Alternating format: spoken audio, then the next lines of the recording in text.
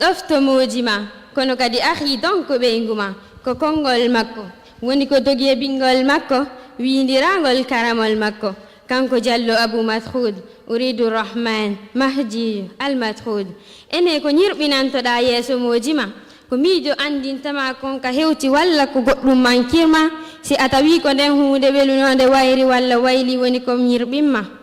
yandi moosu yeeso makko sabuna aljanna on no yeeso ma si a tawi ko haalaji weluɗi woni ko manki bange ma ɗon kadi ɗa faami ke waɗa hara wona goɗɗo tindinma kono miɗo ɓeyda seeɗa wattida e ɗum ko woni kama heɓano hurira gurna sunna ka dewgal ma an e moojima wota jaɓu cheytani foole sanga o moni ko ɗum mi foddorantama si a gollitiri ɗum ɗo nafete ka dewgal ma haysi ko ɗo mi hattanma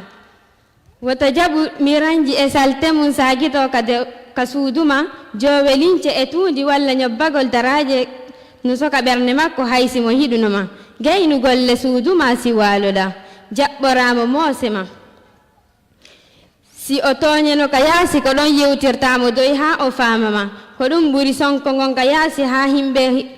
hunkodira sabu hitoma ɓe daroɓe jeejintinnoma ɓe hoota ɓe jale ɓe aybina dewgal ma mi torike ma ndeɗa yewtamo artir miijo makko gon fo e ma yewtamo weluɗi moosa hollamo hiɗa wawi hiltidirde gite ma on say kala ka yewtuɗamo e hoore faamu o wiyete ko sago ma si a torimo hunde o jaaboma ko ɗum mi fodunoma si a ñallu miijagol konguɗi weltirayɗimo haray fellutu a perdali tamma duyramo nemaji weluɗi e ɓornande artirore hakkille makko ɗen fo e ma miɗo hatta ɗo ɓeydita e ngun faamugu wonduɗa kama gollitira allahu on waɗa barki ka dewgal ma an wonduɓe ɓiɓɓe ma waalo hippo walla hucce sabu moneji simo takkoma miɗo rentinama wota hersuloto dagol e makko hino ɓeyda giggol labina dewgal ma si a gollitiri a taway ko ɗum ɓuri a taway ko ɗum ɓuri jindugol hayka jawle ma ka karama ko jonkata coggu nasi e talki ka haɓɓira mooji ma sabuna ɗum ko dongal sonja wontantama ha ñande gasi aduna ma tawoya letta yeeso ma sabu ɗin talki shirkuɗi accuɗa ka galle ma mi torike ma bandan ɗofto mooji ma nawlu kono yo hawru sabuna si nawli ko ɓurti jindinoyte sabuna si e talki ka himɓe shirkuji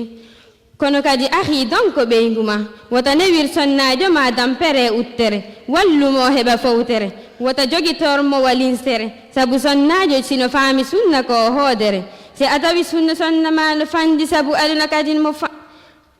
ɗoftima hayka ɓillare simo faami diina hiɗi himɓe sunna haray felluto aduna ma on a heɓimo feccere kori weltoro oɗo gollitira kalimaji allahu on ɗinka deftere siko min kam mi mosanaymo wo portojo baso mo hocci kanŋere